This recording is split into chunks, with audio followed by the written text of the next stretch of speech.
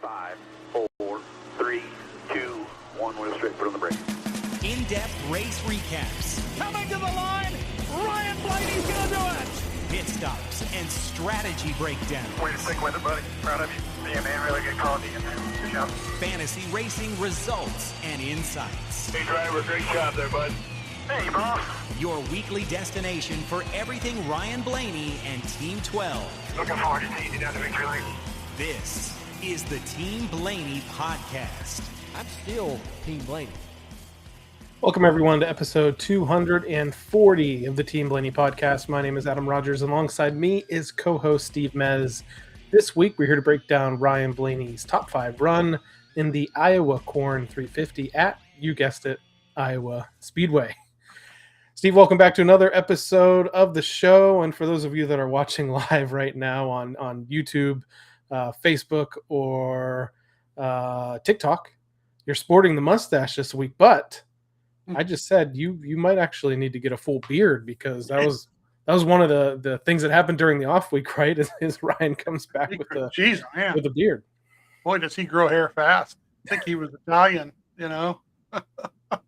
I figured top 5s are mustaches, right? Top 5s, you can put up a mustache. You win the race, I'll wear it the whole show. How's that sound? Top 5s are mustache worthy. That makes sense. I can get behind that. Well, yeah, once again, it's another reason why I always encourage folks. If you've never watched us record live on a Monday night, we usually do it around 8:30 p.m. Eastern time.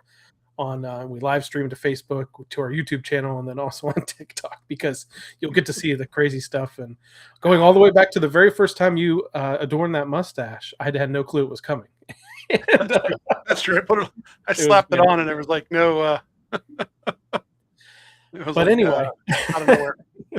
To get down to the race weekend at Iowa Speedway, you had the NASCAR O'Reilly Auto Parts Series, and you also had the Cup Series on track.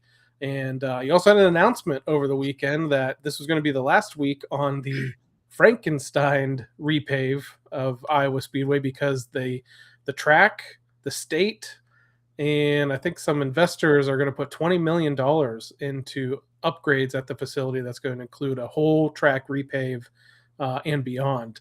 Yeah. And to me, it's a surprising commitment to Iowa, because if you remember, I think it only made it on the schedule the first time because the Canada race fell through. And NASCAR owns the track, and they needed somewhere to put it. And they're like, well, we'll go to Iowa. And then now 3 sellouts later, it seems like it's found its place on the Cup Series schedule. What do you think about that? Well, the sellouts is funny, because every time anybody talks about a sellout, it's like, well, how many seats are there? I always judge that too. But then again, if you look at where the population is in that state, it's all over the place. It's not very many big cities. And Des Moines would be the biggest, I think. And it's, still a half hour, 45 minutes from Des Moines. So, there's no reason it can't go back there and shouldn't go back there. The racing itself has always been good. All the different series over the years. And if they're going to put the money into it, obviously they're going to give it another race. So, best part about it is, I think this may have solved the 4th of July conundrum that they were having. That's true. That's the other part of the announcement. It is taking over the 4th of July date, at least for next year. Yeah, I think that, I want to say solves the problem, but I think that actually will solve the problem, because what's been happening is the 4th of July, Chicago street course, the city of Chicago wants it back, but they don't want it on the 4th of July. The whole Daytona thing, where people are like, well, Daytona realized that they get good tourism on the 4th of July, whether the race is there or not. So when you put the race on a different date, they still get, they get extra tourism, basically. They get 2 tourism weekends instead of 1. I always said that the best place was, when they started making these moves, was Road America, right? Road America was incredible, because we were there a couple times for it. Incredible to watch a race at, and the amount of people they say was triple, over 100,000 in there, and it's hard to judge. But they could tell us by ticket sales, I guess, but I think some people got in without even having a ticket, to tell you the truth, from what we experienced. But but they weren't going back there because that's an independent track, right? That's the real reason. Nobody wants to say that out loud, but it's an independent track. It's not one of the two companies that own all the tracks. So their announcement to put it on the 4th of July to me is the biggest thing. Forget about the repay per se, but it's coming back, and it's coming back on the 4th of July. And they're telling the people of Iowa that have supported the race so far these couple of years, show us what you got. We're going to do it on this weekend. So next year, thing is it does sell out. As soon as the ticket sales come up, it sells out so fast. They actually, in the NASCAR Rewards app, had tickets available. Now, I'm not sure how many there were, but when they announced, or when the NASCAR Rewards app last year came out in December, right? It was like early December they did that, and they put the tickets out, and within a couple hours, those ones were gone. People jumped on them so fast. So, yeah, hopefully it's a great 4th of July weekend next year. Hopefully they race at night, so that because it does get hot there. But yeah, I can't wait to see it next year. Yeah, and that's not a bad venue to go to if you're going to race on a holiday, because outside of Road America, sometimes it could be tough to draw a crowd because people are going to other festivals and fireworks shows and things like that. But if you're at a 35,000 seat venue, it might be a little bit easier to fill it up. We'll have to see what TV ratings are like, but Yeah. I think I'm okay with it. The racing the last few years, and I know this race is still on the Cup side, is still plagued by aero blocking on a short track, which can be a little frustrating. I think the biggest thing, and we'll talk about it probably after, is Goodyear really needs to find a tire that wears at this racetrack to make it a little bit more compelling. But compared to some of the other short tracks out there, there's still multiple grooves, multiple ways you can try to approach a pass. We saw different race strategies play out, tire strategies, fuel strategies, lots of cautions in the first part of the race. And even the NASCAR O'Reilly Auto Parts Series race was also pretty good too. You saw Carson Kvapil is another example of you get your first win out of the way, and then maybe the next one's a little bit easier because he wins back to back, even though I think there's with the off week in between there. And maybe it was a little preview of what was going to happen on Sunday, because you had Kvapil and then you had a veteran and Allgaier trying to track him down, doing everything he could to try to pass him, and the young guy holds him off. And then we kind of saw something similar in the Cup race. But it was an interesting weekend for sure, and lots of good stuff for us to talk about. And that's going to start with practice and qualifying. And practice this week for another week in a row is a little bit different, and kind of seems like I talked to you about this over the weekend. Like, they made the announcement about the changes to practice and qualifying, and they're like, starting at New Hampshire, it's going to go to the single group 50 minutes. You're going to get 2 tires and yada, yada, yada. And what have we seen? Indianapolis had it. It was like, oh, well, that's because it's a big race and they had a new tire. And then we go to Iowa, and it's like, well, they did it there as well. 1 full practice, 2 sets of tires. And I was like, what happened to this New Hampshire stuff? Are we going to go to Richmond next week and it'll be back to 2 separate groups? I don't know what's going to happen. We'll have to wait and see. I don't know. I think my theory is that they said New Hampshire to give Goodyear time to get it together, because they're going to have to have extra sets of tires there for everybody. And then what happened is Goodyear, okay, yes. And then they realized for the other races, we've got it built up. So I think they weren't supposed to this past weekend, but Goodyear stepped up their game and made sure there was enough product there so they can give out the second set of tires. Because that's the key to the whole 50 minutes instead of 20, is they were giving them an extra set of tires to use. So I that's my theory. And nobody's actually come out and said it. Nobody's kind of like, it's kind of weird because nobody's actually questioned it either, which is, Yeah, and I mean, they did have a new tire. I mean, they did have a tire test there earlier. So, I mean, maybe it's the same thing as Indy, where, well, we're testing out a new tire. I can tell you what, it was hard as a rock. So, it new didn't do anything for anybody. Yeah, new left side tires, and it really didn't, So, we get to Saturday's practice of 50 minutes, and 11 laps run, and Ryan comes in after 11 laps. He had it was about P10 on the individual lap thing, and it's kind of interesting because now it's hard to keep track of those individual laps. And the reason I say that is 2 sets of tires, but not everybody uses them the same way. Some teams will go out either at the beginning of practice or at the end of practice and use 1 set of those tires for nothing but a qualifying run. And then, they'll run a qualifying run, maybe bring it in, then maybe run some laps on those tires. But if you're doing a qualifying run and where that ranks in the top 5 or 10. Might be totally different on individual laps. So it's kind of hard to tell. 10 minutes, comes back out, and the single lap goes all the way to P3. So, okay, well, we're pretty fast, The 54 was P1, and Ryan was about a 10th, 0.118 back of it. 20 laps in, racing with people, hearing Tim go clear on the track during a practice is kind of, it doesn't happen when there's only 20 cars, or hardly happens when there's 20 cars. But when you've got 36 out there, it's a little different. Jonathan wants me to run it to lap 40. Now the 5-lap average in this first set of tires, he's P2. And take note of that, because later on, the second set of tires after some adjusting is crazy. 20 minutes in, the 2 car goes to P1 an individual lap. And he was on a second set of tires already. So he ran a qualifying lap.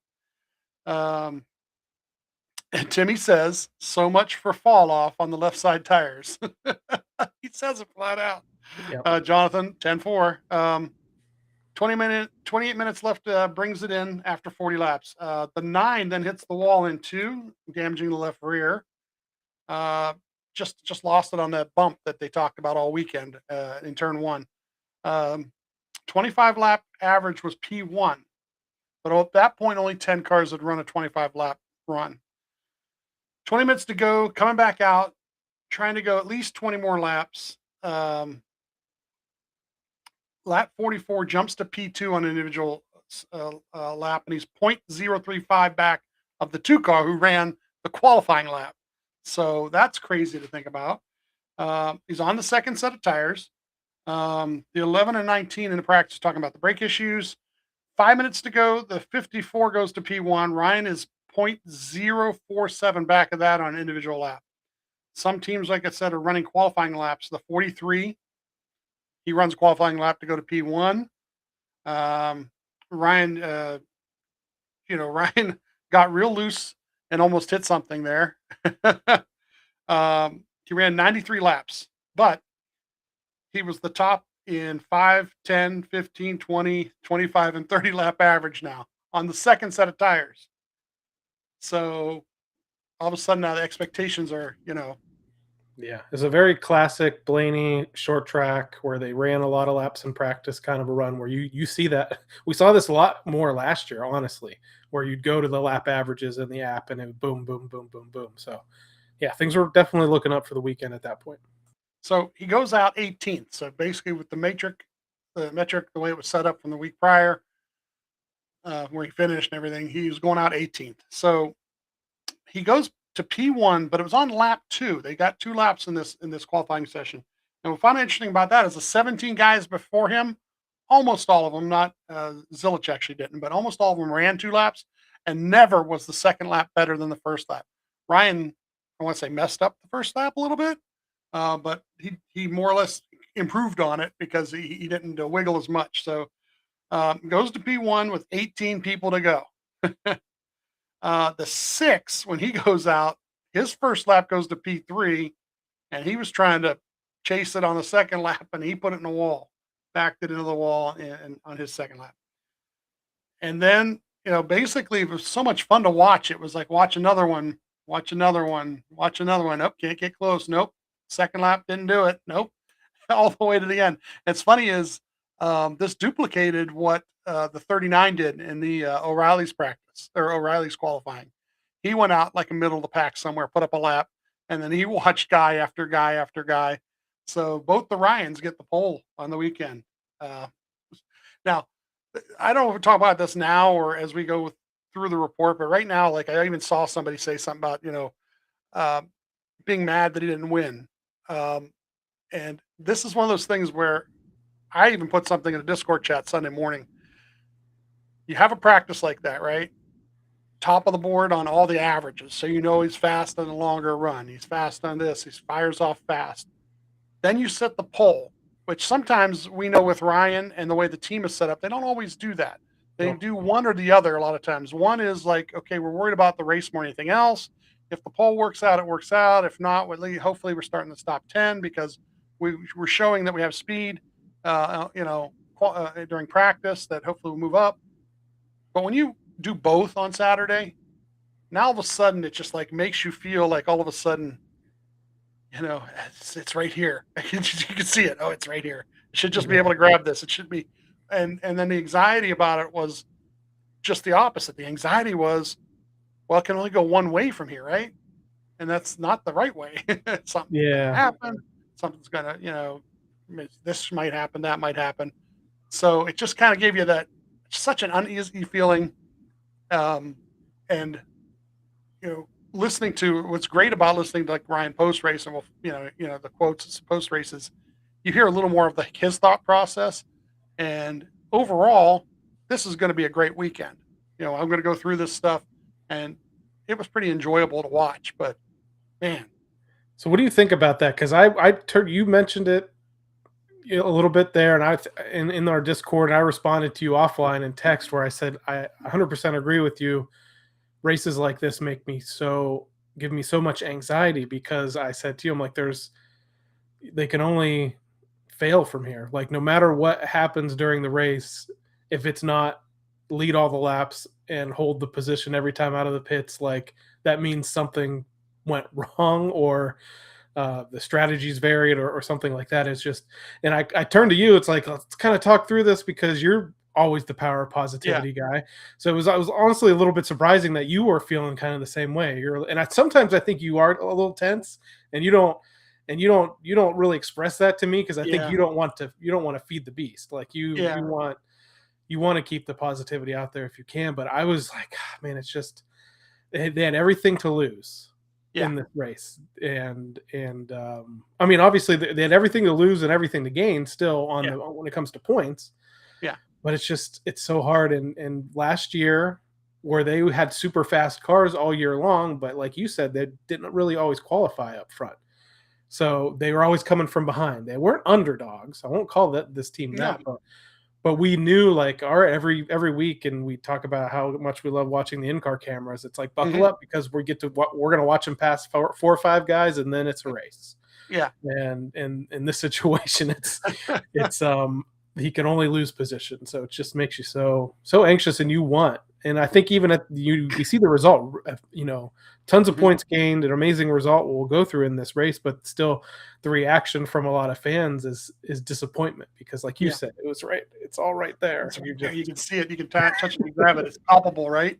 So let's get to the recap, actually. Then we'll touch base again after it's over, and we'll talk about the good that did come out of it. At the end of it, we'll remind ourselves that only one guy gets the win each week, but you still rack up some points like this. It ends up being actually really good in the long run. So race day laps, stages 70, 210, 350, 10 sets of tires, fuel run 105 to 120, pit stall number 1. That's always a plus. You get a couple extra seconds sometimes on that. It's worth at least a half a second. I'll tell you that later on.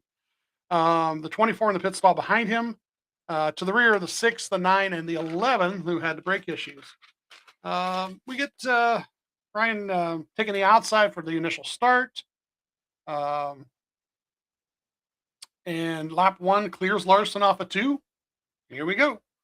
Then at lap 4, we get this caution for the 45 and the 43. And here's where the points start to crumble for the 45. If it wasn't for bad luck, he would have no luck at all right now. It's just raining. Yeah, he's had a lot of weird stuff happen to him. This is one where he on his own broke loose, and I know he did get put in a little bit of a bad aero spot, but was kind of overcorrects. And like he said, unfortunately, the guy that he drives into the wall is a guy battling on the bubble, Eric Jones. So and a fellow Toyota, which I know not a lot of people will be sad about that, but you could tell Reddick was kind of devastated for multiple reasons. And my immediate thought is, I'm watching and I'm like, yeah, and I stop myself, because I'm like, all right, we're only 4 laps in here, and I believe in karma. So I'm like, don't do that. Dial that back. Yeah. And don't cheer for somebody else's failure. Cheer when the 12, earn things and stuff. So now that's up to them. And you talk about that anxiety. Here we go again. Wow, if they can go out there and they can win every stage, and if they win this race, they're going to get so many points, and they're going to be in second. And Denny's going into the race, we didn't mention it, but several Toyotas, Denny specifically, had some brake issues that were going on. Denny's starting in the back of the pack. He's still screaming that he doesn't have any brakes. This could be the biggest points day ever. So if we were anxious already, Yeah, the stakes just got even higher when the 45 goes out early. He says he started off a little free. He chooses the outside for the next restart, lap 13, clears the 5 by the backstretch here. 5 and the 22 start to battle behind him hard for second, so that kind of helps him get a little bit out there.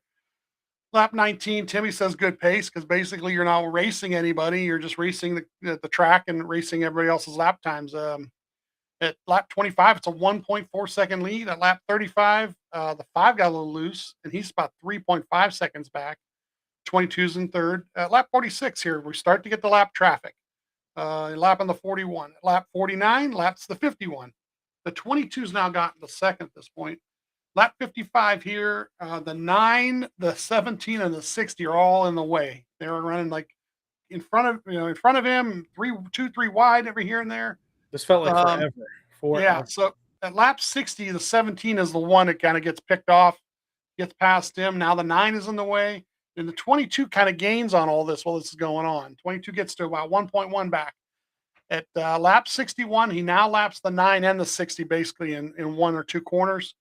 Lap 70 here, wins stage 1, 10 points, more points than anybody else. Ryan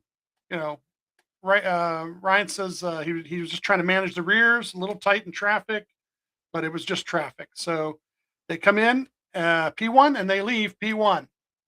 It's according to NASCAR. Here again, Bosie put out a thing on the 4-tire stops, and their average was 8 point something.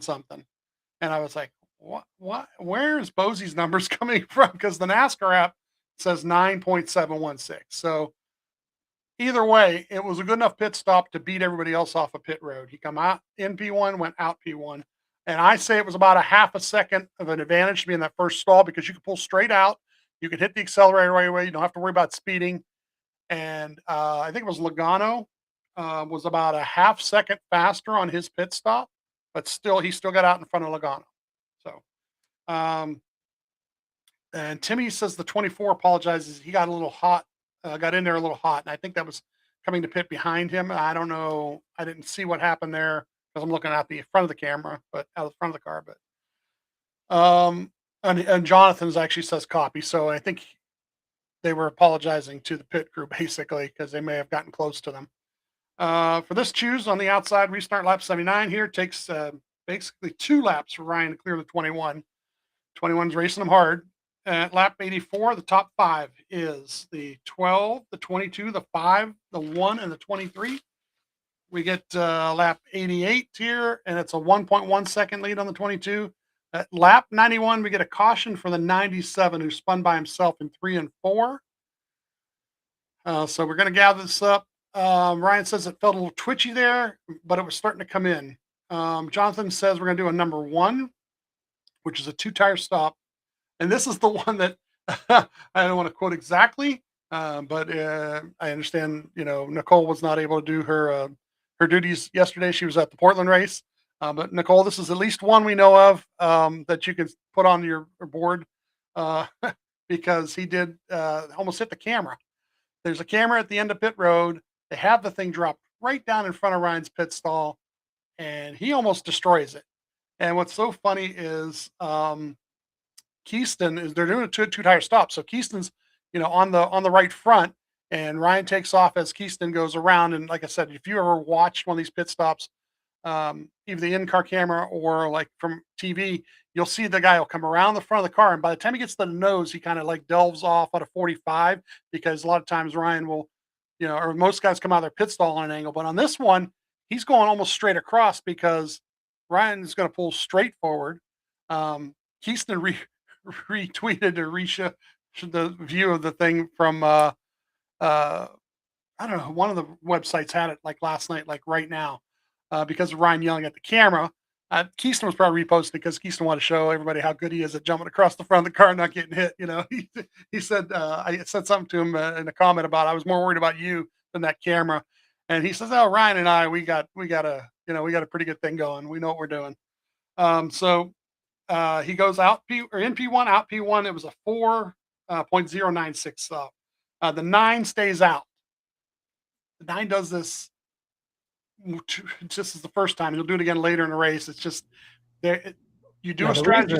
the go ahead. strategy is because he hit the wall in practice and he started in the back. So this is him trying to get track position. They've already kind of seen that the fall off on the tires was pretty much non-existent.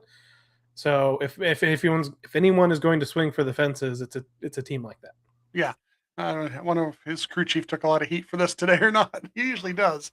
So we're P2 for the choose since the 9 is going to be P1. The 9 takes the outside. Ryan takes the inside. Restart lap 98 here, and we get a caution for the 47 spinning in 3 and 4. It looked like the 34, the 33, and the 71 kind of like dominoed themselves right out into the 47. So he had some help from the inside. Still P2 here. Next choose, 9 on the outside. Ryan again on the inside. Restart lap 102. By lap 104, the 23 passes Ryan. So Ryan's in third at lap 107. The 23 now takes the lead. Ryan's in third. The 9's in second. At lap 111, we do get past the 9 to get to second. At lap 112, we're 0.63 back of the 23. Timmy says those great words I always love to hear. Fastest car on the track. Lap 120 here, 0.3 back of the 23. At lap 125, Ryan starts trying to take a lower line in 3 and 4 to see if it's any better. He loses a little ground here. It's 0.804 back. And then, but the same lap times as the leader. So he didn't really gain after a while. He didn't really gain on it by doing it, but he did it to see what would happen. But he's like 2 seconds back to third place, the 9 car. So at lap 140, now we're getting up to a few of the lappers. And then lap 141, we get a caution for the 77. I don't know what he's doing. He had all kind of problems on the day.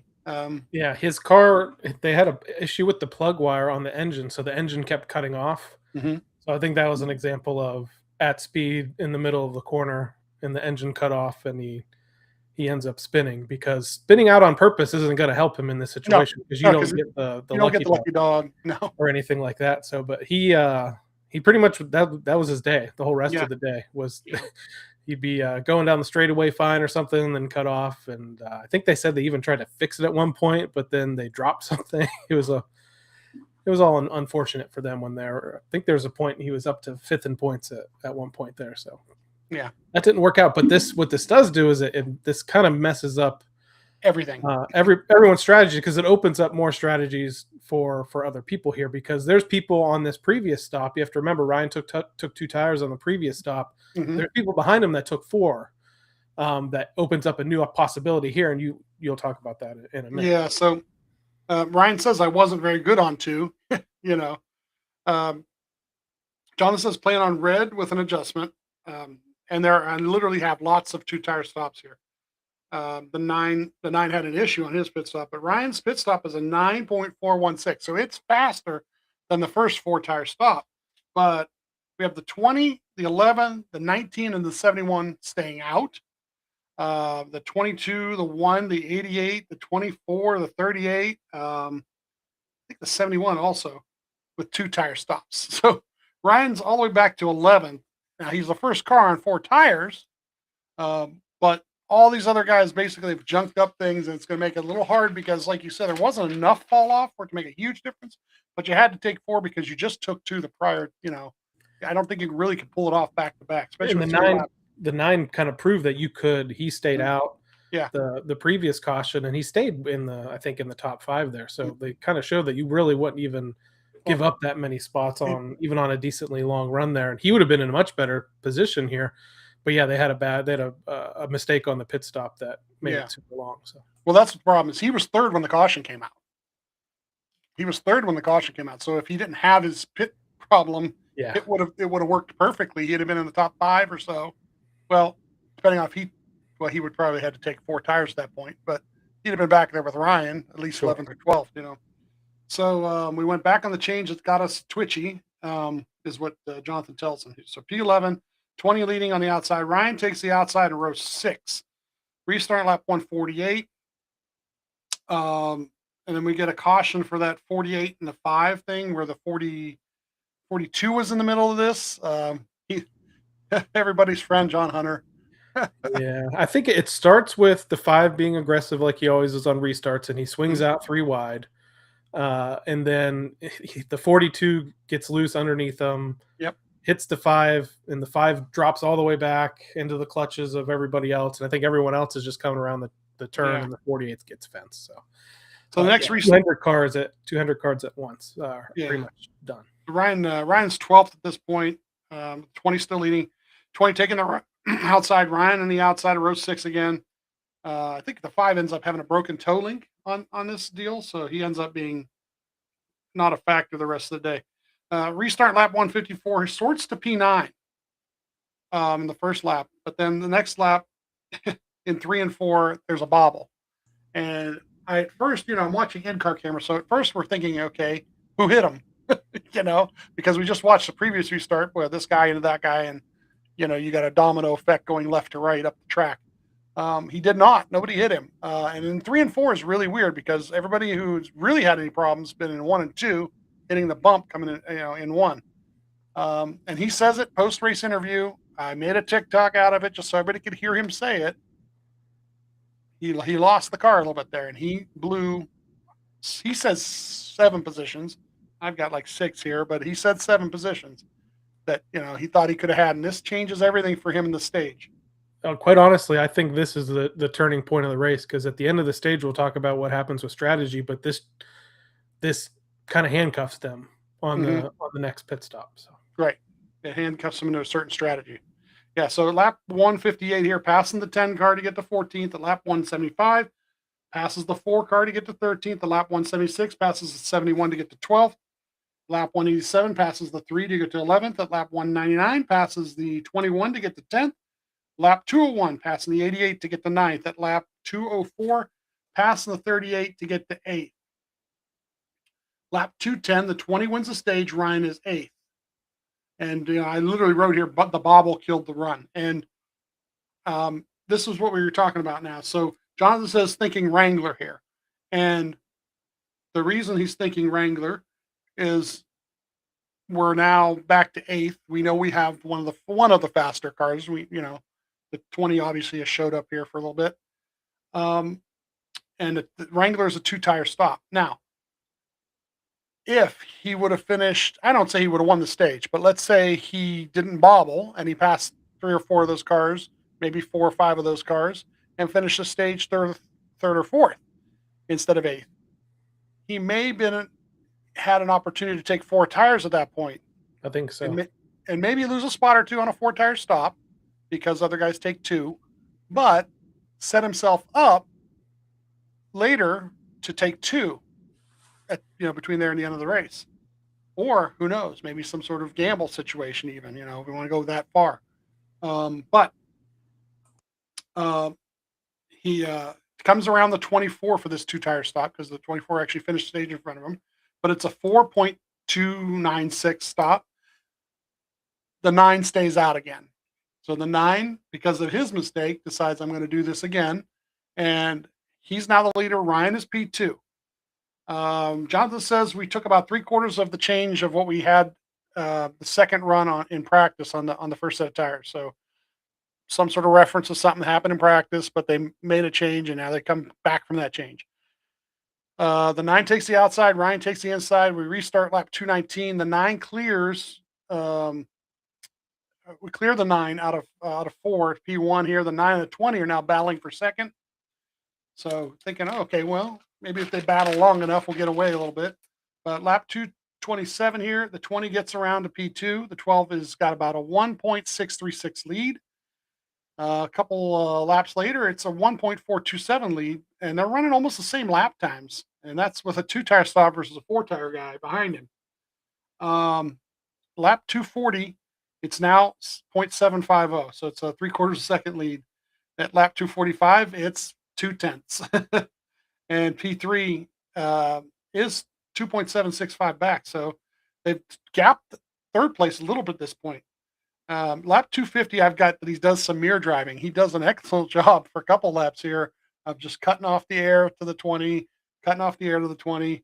But finally, lap 254, the 20 passes. We're back to second. Lap 257 here, the 9 pitted. and he comes off pit road in front of the 20. So I think, oh, well, maybe he'll hassle him a little bit because he'll have fresh tires. And the 9 didn't have a choice here. He had to pit because of fuel situation. So Right. Yeah. Not pitting at the break. And he was just inside the window, basically. At that point, he wasn't going to come back to pit road again either. Ryan is just trying to hang on. He says he needs a little more rear security. He's 0.840 back of the 20 at this point. Lap 262, here we got lots of lap traffic in the way of the leaders. Lap 270, it's now 1.998 back. So he's starting to lose a little ground. At lap 278, the 54 gets by. So now we're in third. And at lap 284, we're pitting. And like I said before, options could have been different. Where they were running could have been different, all based on, like I said, the positions he lost on that restart in stage 2. It is a 4-tire stop. It's a 9.636 stop. Now, it comes out, and we don't, they kind of know sort of where guys are going to run when they come off pit road. They kind of know that, where the traffic's going to be, hopefully. But getting through the traffic compared to other guys getting through the traffic, it's always going to be an issue. Comes out 26, the lap down. The HBO cameras had died at this point. So yeah, there's a little panic. Right in the middle of that pit stop. But yeah, right in the middle of pit stop. So I got, I do at least have Tim to listen to on my phone. So I grabbed that, start listening to Tim there. As the cycle continues, like lap 298, here's P14, 1 lap down. The 54 did a 2-tire stop at that point compared to the 20's 4-tire stop. So he jumps everybody. Yeah. They pitted like about 14 laps after Ryan did. But like I said, once again, the tires weren't that much faster, new tires, so didn't gain a lot of track time basically in 14 laps. Even though he jumped the cycle, he was one of the first ones to come to pit road. But yeah, that was definitely the goal. But as you were mentioning the times, he was almost 3 seconds back of the 20 and 54 when he tries to jump the cycle there. So he would have had to have blended at the perfect spot, and he would have had to have had tires that really, really mattered. And what we saw all throughout this race, and we mentioned the 9 being able to hold guys off on old tires, and then you'll see what happens with the 54 too at the end of this race. It just didn't play to their advantage to be able to do that. And that's why I still go back to that restart and losing the positions. And that was kind of the turning point of the race, because it changed their strategy options. And I said to you, I think at this point, I was like, well, we're looking at a top 5. I think there could have been cautions that would come out, but there had been no cautions really since the second stage. So, but I'd settled in. I'm like, it's going to be a decent points day. Yeah. And there's guys that are running up front right now that I think are going to try to take fuel only by the end. But everybody turned into a Christopher Bell fan at this point, because the key here is the 54 is chasing Ryan points. Yeah. But when you win, you get 15 extra bonus points. And just the math right there, that's going to leapfrog Ryan in points. So I'm suddenly a Christopher Bell fan, even though all these times Ryan specifically in some races, he's beat Bell because Bell failed to be a closer and failed to win. And Bell is the Sheldon Creed of 2026 in the Cup Series, because he's finished second so many times without able to finish it off. So I'm like, okay, this time, Christopher, we want you to turn on the afterburners here and get after it. Yeah, buckle it up, Buttercup. So lap 298, P14, 1 lap down. Lap 302, P13, 1 lap down. Lap 304, he's on the lead lap now. Lap 306, passing the 17 and the 33 to get to 11th. Lap 310, P8, as the cycle continues. We're 310. We've been going for almost 25 laps now of the cycle. Lap 310 here, P7. There are still 4 cars in front of him who need to pit. The 1 is the leader at that point. The 4 hasn't pitted either. At lap 326, it's the 1, the 54, the 20, the 4, and the 12 are the top 5. The 1 and the 4 still haven't pitted yet. Lap 230, the 1 and the 4 pit. So now the 54 takes the lead. The 20 is P2. He's only 0.497 back with, just a couple laps left to go. Not a couple, but I mean, enough time that he can get there, right? You would think 4 tires better than 2, but no. Ryan's in third, but he's about 6.7 back. And the 21 is P4 at this point. He's used some strategy on the day and gotten himself in good position. And people might be asking, what happened to Joey Logano? Well, his team left a wheel loose on a crucial pit stop, and he had to back up into a stall, lost all of his track position. So if not for that, the 22 could have been a factor, if not for the win, but for a top 5 here, because they were really strong too. Yeah. So with 5 to go here, the 54 only has a 0.329 lead on the 20. And Ryan is 6.77 back. So would have really loved to see a couple different things. The old classic, maybe they bump into each other and Ryan goes by them thing, like we saw at the Roval. But no, the 54 holds on to the win. Ryan finishes third. So he's stage 1, 10th, first, I'm sorry, for 10 points. Stage 2, 8, gets 3 more points, and then finishes third. And starting the weekend, going into the weekend, he was 36 points out of second place. He's now only 7 points out of second place. 29-point gain in a week. So, didn't win the race, but he's almost in second now with 3 weeks to go. But Christopher, come on, man. Yeah. Well, if you point that point out, yeah. One position and Ryan would be in second in points right now because what I just said, the 54 wins the race. That's the craziest part. And he was 15 points back of Ryan. So the bonus points automatically made them tie. And then the win and a little bit more points in the second stage puts the 54 past Ryan. And that's the craziest part of this whole scenario. When you'll read the standings here in a minute, is that it flipped for the 45. He went from second to fourth, with what happened, and the guy from fourth went all the way to second with what he did. So, but like I said, once again, pulling the positive out of there that I usually like to try and do. Ryan was 36 points back going into the weekend. Now he's only 7. He's basically one good stage finish ahead of the 54 now to catching the 54, and he's got 3 weeks to do it. So, Steve, a certain Team Blaney podcast host for at least 3 weeks, as he's watched the 54, who is, Ryan was, he had 8 straight top 10s at one point. So the 54 and the 12 teams are probably the most consistent teams on the circuit this year. The 54 almost even a little bit more just overall finish wise. So a certain podcast host has been telling you we need to worry about this 54 guy, and you said we're not allowed to worry about anybody that's behind us. That's right. So he's in front of us now, Steve. Now we got to worry about him. Are we allowed to worry about him? Are we allowed to worry about him? He's in front of us, so we'll worry about him now. He's in front of us. Don't worry about anybody behind you, though. Now he's in front of you. Okay, well, okay, we got to worry about him. Okay, so at the top of the recap, we talked about how both of us, were super anxious about this. They had everything to lose. Mm-hmm. A lot of the drivers in the garage pointed to the 12 and said that's the guy to beat this week.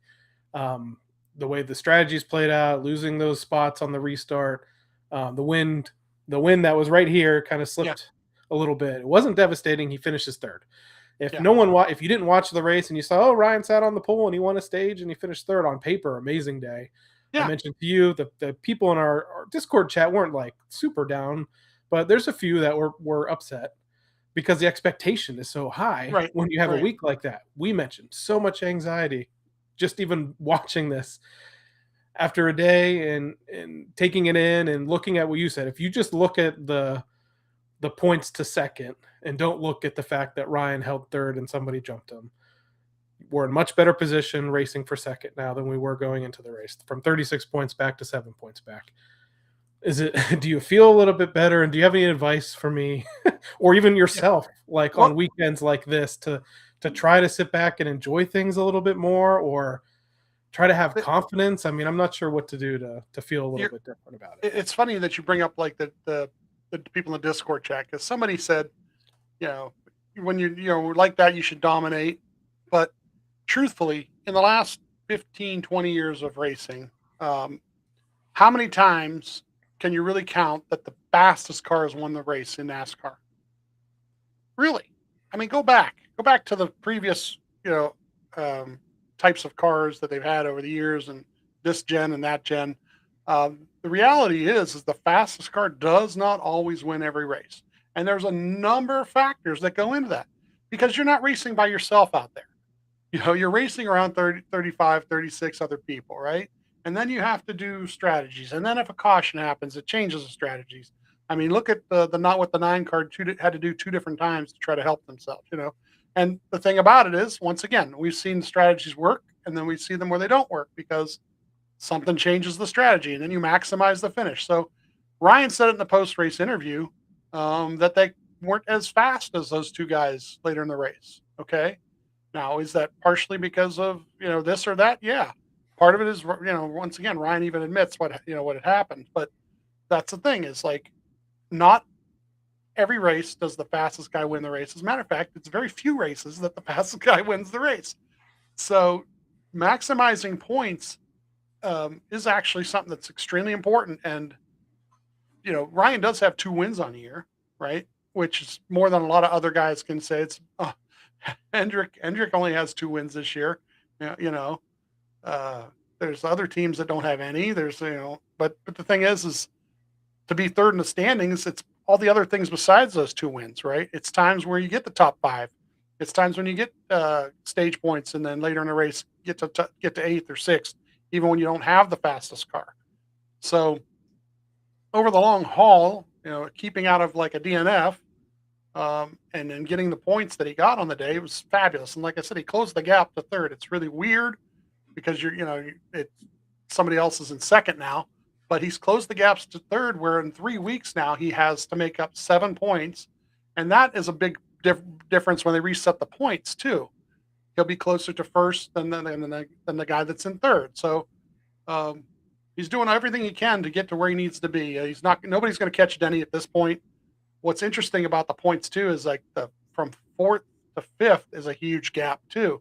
So it's going to be no worse than 4th from here on in, but it has potential to be 2nd. So, I think the next 3 weeks will be great, and you really want momentum going into the playoffs or into the chase itself.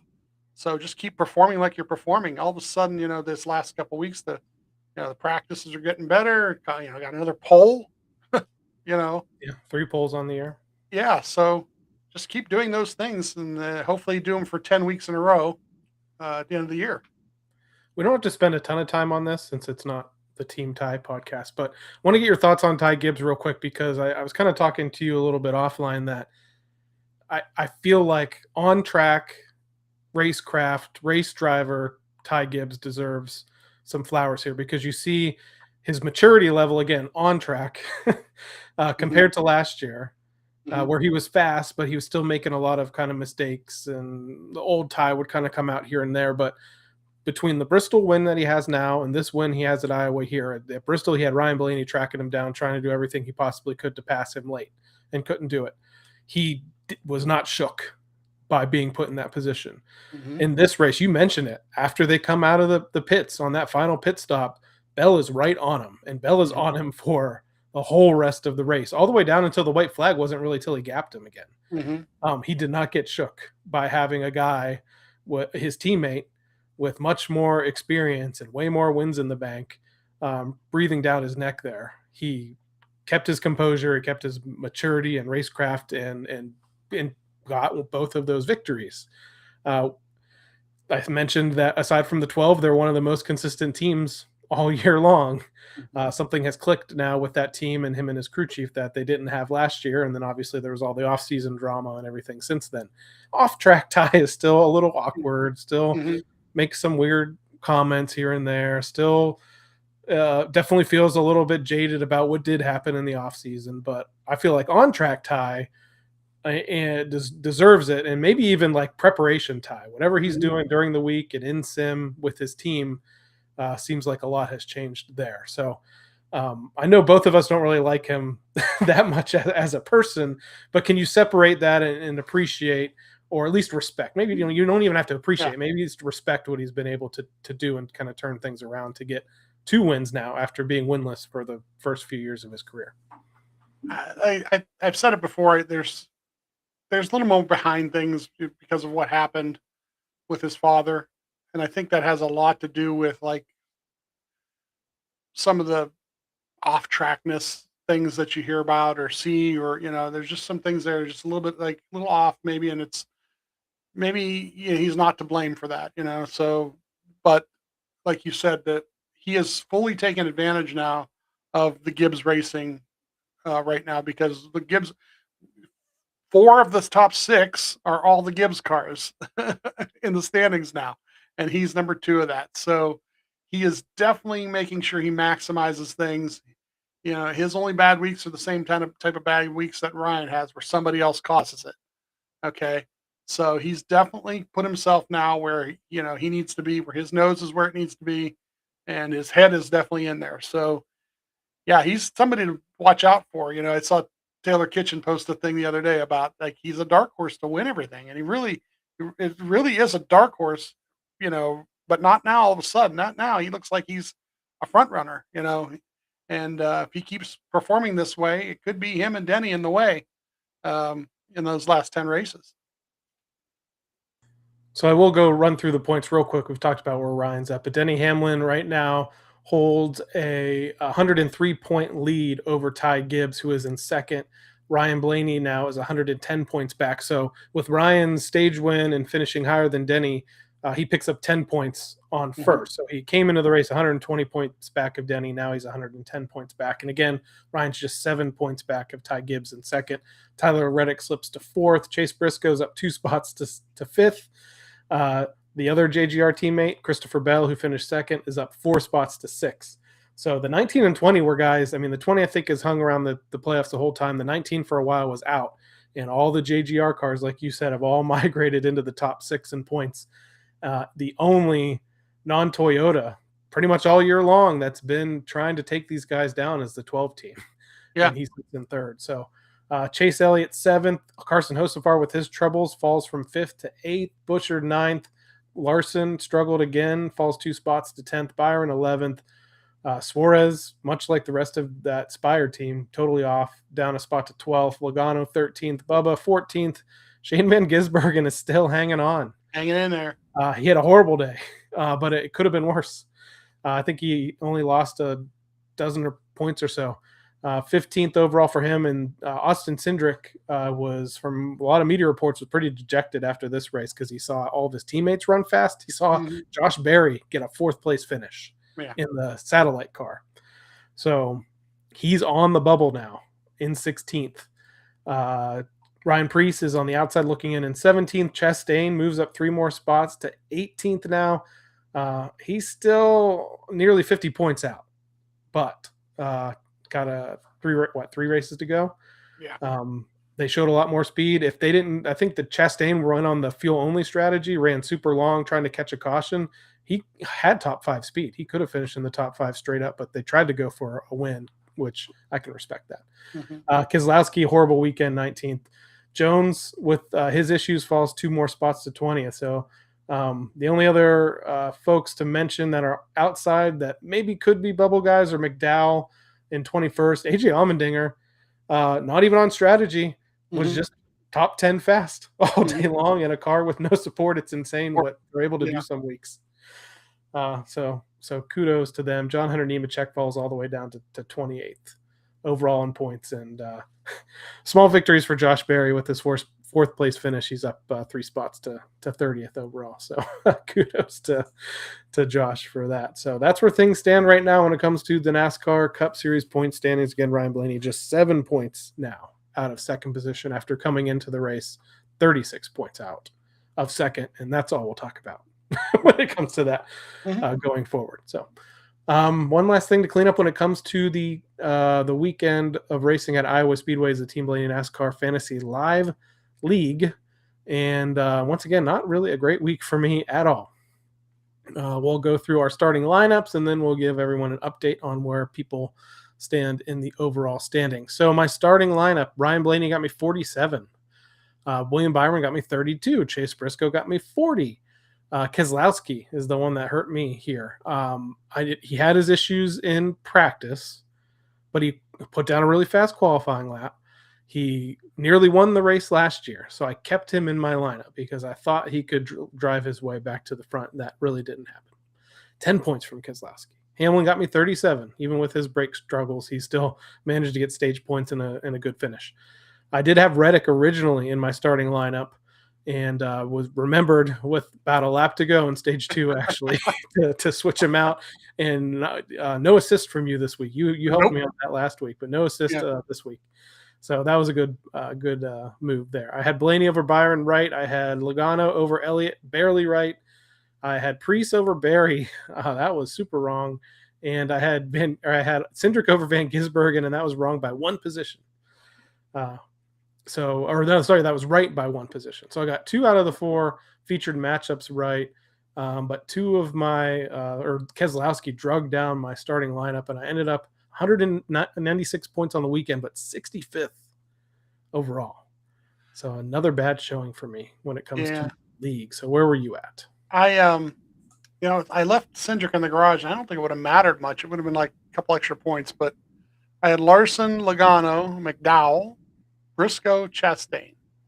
So Chastain ended up being 43 points. Briscoe was 40. Logano was 41. So they got some good stage points in there. I had all 4 of the matchups correct. How about that? But I beat you Ryan, still. I had Ryan. I had Logano by 1 spot there. I had Cindric by 1 spot. And I had Barry over Preece. Wow. So what was that? 188. 88. Yeah. 70. So, not bad. Not great, but I'm running out of usage on certain guys. I'm done with Larson now. Ryan, I was out of a week or 2 ago. So, all right. Well, small victories for me. I bested you by 5 positions, so there's something. Let's take a look at the top 10 in points earned over the weekend at Iowa Speedway. In 10th position, it's App 2662 with 277 points. Our friend Jerry, along with Zero Schlitz Given and the Buckeye Bullet and Moose Hunter 1960, a 4-way tie for 6 with 279 points. Dr. Race Chaser and Atomic B tied for 4th, 280 points. Alyssa C in 3rd, 287.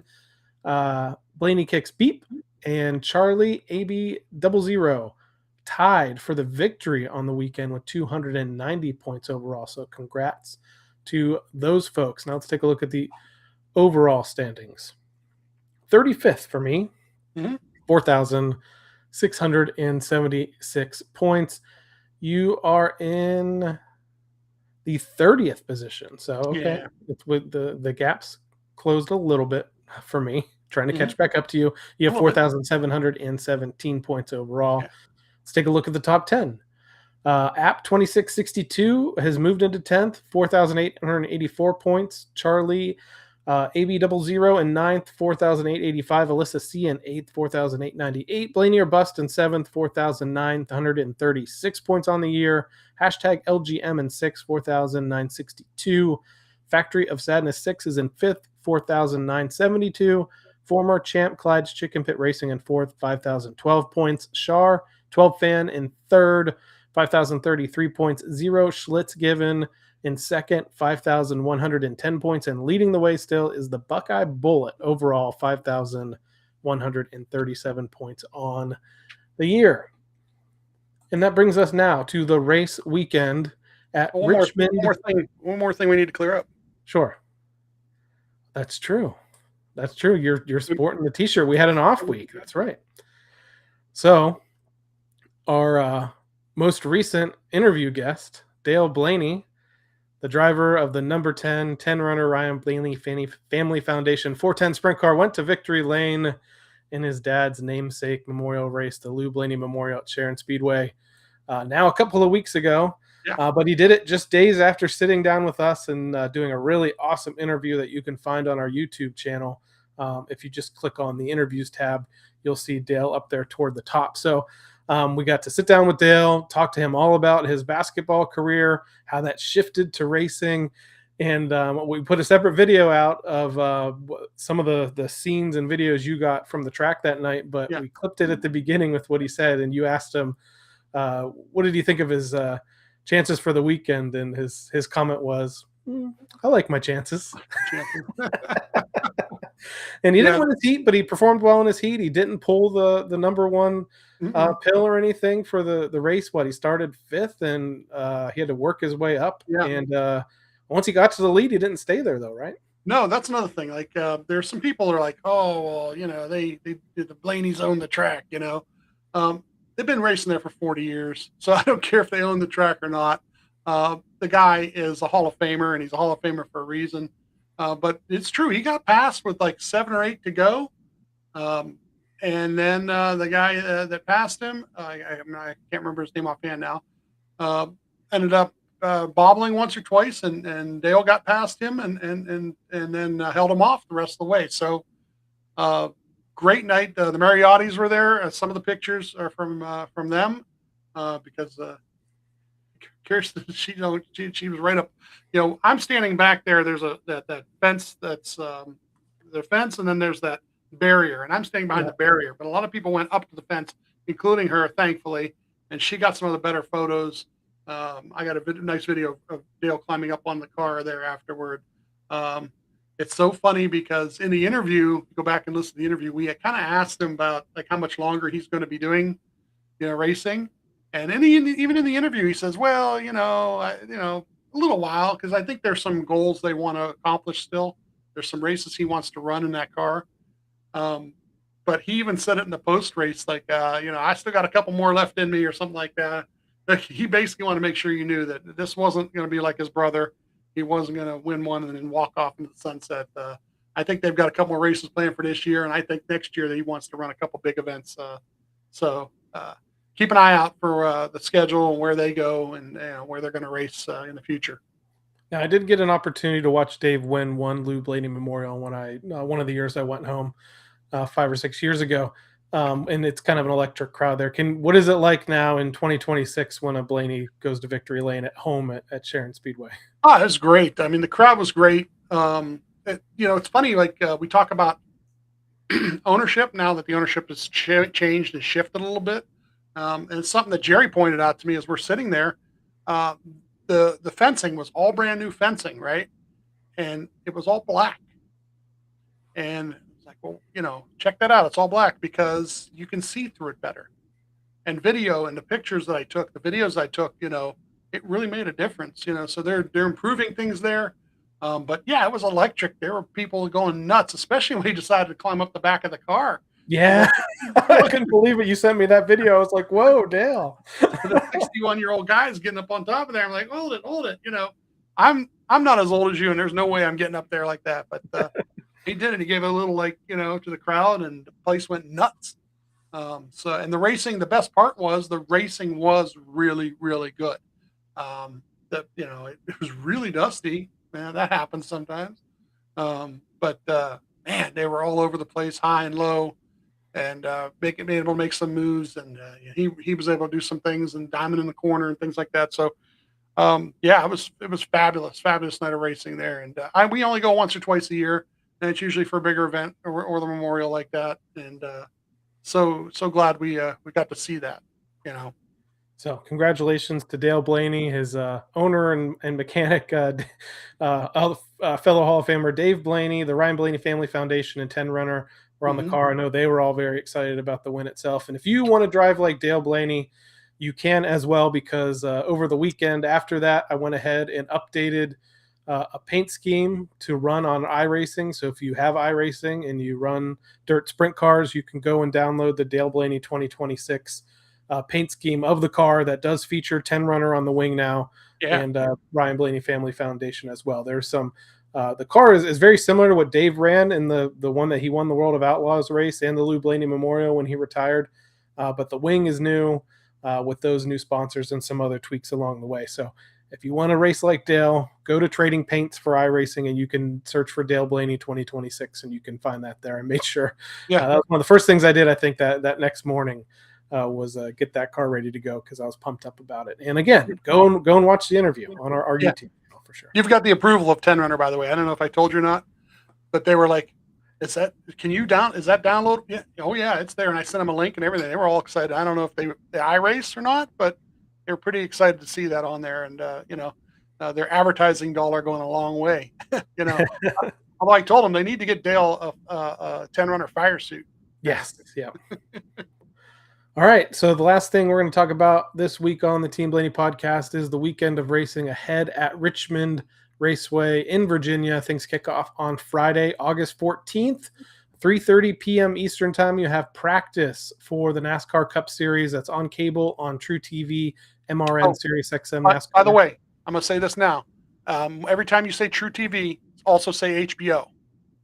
That's true. If you have there was somebody who was really mad on Twitter. I can't remember if it was Teresa, but one of the people on Twitter was really very mad because they're watching True TV and something happened and they cut off the broadcast. And I asked, I says, "Do you have HBO?" And she goes, "Yeah, I do." I says, "Well, HBO does it too.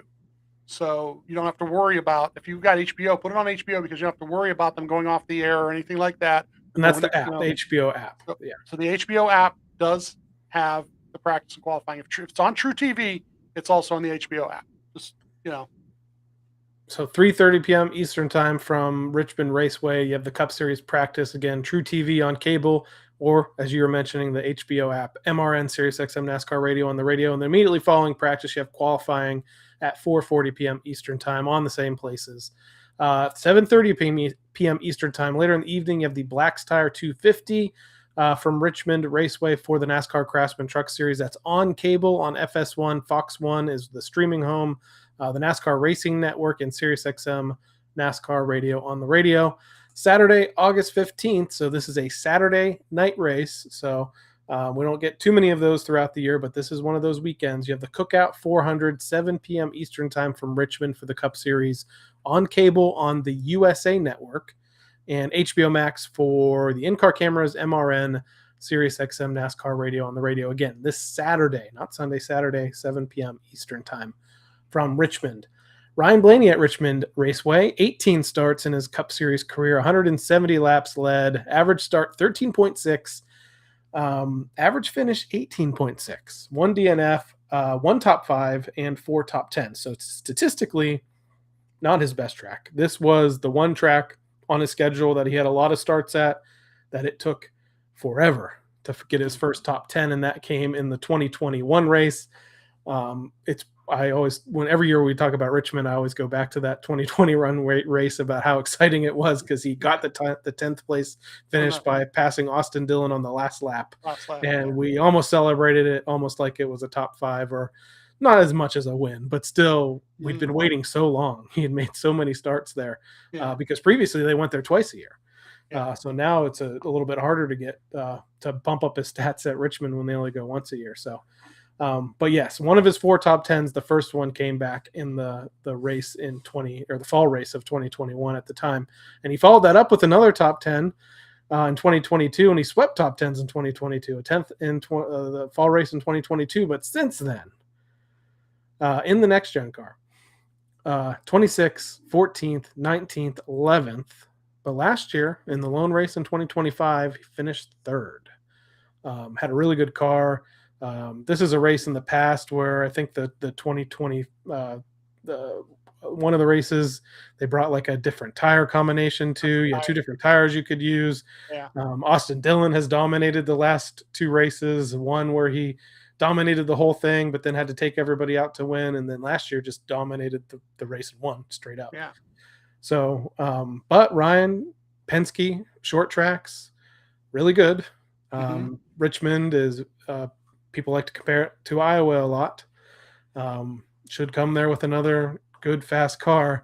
Are we going to be expecting, or at least looking for, what we saw this past week with great long run speed and practice, and hopefully a top 5 qualifying effort? Yeah, it's the same thing over again. Just hopefully we get these strategies with tires, and do you pit twice? Do you pit once? Those types of things in the stages.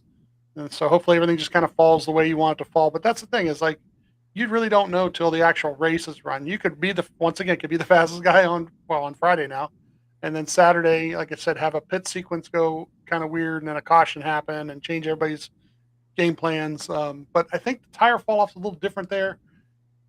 I think there is a little more tire fall off, so getting some tires and maybe jumping a cycle might help some guys. So hopefully we'll see all that kind of stuff Saturday night. maximize what they can get, and let's go from there. The other thing is, like, I keep putting the bottle up here so people can see it, because the paint scheme was revealed today, which we usually don't get it on a Monday, but man, it got everybody's seal of approval, at least as far as I know, until that one guy who does the reviews on TikTok. But then heck with that guy, I don't understand him at all. But yeah, it's a Body Armor Flash IV, but Flash IV caffeine this time. So the last time Ryan was in a Body Armor Flash IV car was at Atlanta, and he sat on the pole and then won the race. So in another Body Armor scheme here, Ryan's won several races for Body Armor with them on the car. So would be a fantastic opportunity to go ahead and put in victory lane once again. Looking at the race from, again, last year. So Austin Dillon dominated 107 laps led, but Ryan Blaney led 39 laps of the race, the second most. So it was pretty much the 3 and the 12 were the dominant cars last year, especially when it comes to laps led. One down the leaderboard, though, Bubba Wallace led 123 laps last year. And you actually saw in the race at Iowa, Bubba went and started in the back, passed all the way up to first. And what killed his run, he sped on pit road immediately after taking the lead there. So he could have been somebody to contend with, but he got stuck in the back with the dirty air, and I don't think they made any of the moves, the 2-tire moves or anything like that to get the track position. So that might be somebody to watch for that didn't necessarily finish up in the top 10 in this race last year. But so it was Bubba actually led the most laps in the race. Dillon won, and then Ryan led the third most laps. But the top 10 finishers from last season was Dillon, Bowman. He had a rough week this past week. Blaney in third, Logano fourth. So again, teammates, Logano fourth, Cindric fifth. Penske's going to show up again this week, I'm sure. Larson was sixth. Daniel Suarez was seventh. Josh Berry, satellite teammate, was in eighth. So the whole Penske effort finished in the top 10 in this race last year.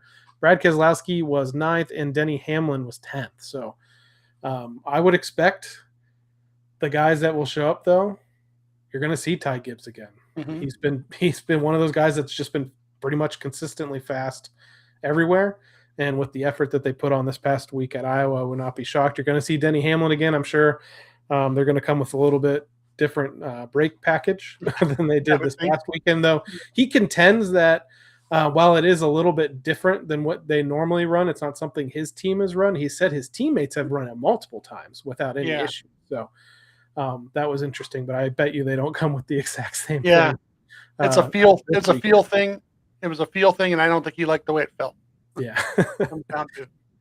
So, what do you expect? Do you expect, Richmond did used to be a heavy Toyota track. Did you expect them to kind of stand up and take that back over again this week? But I still think the Penske contingent is going to. Penske contingent. I'm curious to see, because once again, the practice last week was supposed to be back to the split practices. The group practice for 50 minutes, 2 sets of tires, wasn't supposed to happen until next week at New Hampshire. So if they get the 50 minutes again, I love what Jonathan and Ryan can do with 50 minutes. Obviously, they did 2 sets of tires. They weren't worried about a qualifying run. And look what they did with the car when they brought it out the second time with the new tires on it. So you give those guys and you give Jonathan that much time to work on something like that. It should be another great week. So again, if you want to tune in this weekend to the Cup Series, 3:30 p.m. Eastern time on Friday is when practice is on True TV on cable, HBO Max on streaming, MRN, Sirius XM, NASCAR Radio on the radio, and qualifying follows at 4:40 p.m. Eastern time. Then the race itself, again, a Saturday night race, not Sunday, Saturday night, 7 p.m. Eastern time. The Cookout 400 from Richmond Raceway on the USA Network, HBO Max for the in-car cameras, MRN, Sirius XM, NASCAR Radio on the radio. Well, Steve, I think that pretty much wraps up this week's episode of the Team Blaney podcast. Thank you once again to everyone that tuned in live as we streamed on Facebook, YouTube, and TikTok. During the weekend on race day, you can find us on Facebook, X, Instagram, TikTok, and YouTube. Just search for Team Blaney. And one more shout out to go to our YouTube channel and check out the interview with the Lou Blaney Memorial winner, Dale Blaney. Just click on the interviews tab and you shall find that. And our Leah interview too. That's right. Leah Blaney Reeves came on ahead of Dale, so we had 2 interviews in the last couple of weeks, and she gave us an update on what was going on so far this year with the Ryan Blaney Family Foundation. And speaking of them, we'd like to encourage you to support the Ryan Blaney Family Foundation. Ryan's official charitable organization benefits brain health causes like UPMC Sports Medicine and the Alzheimer's Association. To learn more, visit ryanblaneyfamilyfoundation.org or follow them on Facebook, X, and Instagram. And with the Lou Blaney Memorial and everything that went on a couple weeks ago, they've updated their online store. So they have a Shopify store that's linked on their website, ryanblaneyfamilyfoundation.com. So they have new merchandise, new t-shirts and hats and so on that you can go and check out. And you're not going to find that anywhere else except there, or except when they have a tent over at the track. So definitely encourage you to check that out. Let us know online this week what you think. The Saturday night, it's a Saturday night race, so you may see this show on Sunday night, maybe. So keep a looking eye out for that. We end up doing a day early just based on the fact the race is Saturday night. So keep an eye on your socials, and we'll post something if we're going to do it Saturday night or Sunday night. So for this week, and for my co-host Steve Mez, I'm Adam Rogers. We'll catch you next time right here on the Team Blaney podcast. Good night, Dusseldorf. Check out the TikTok.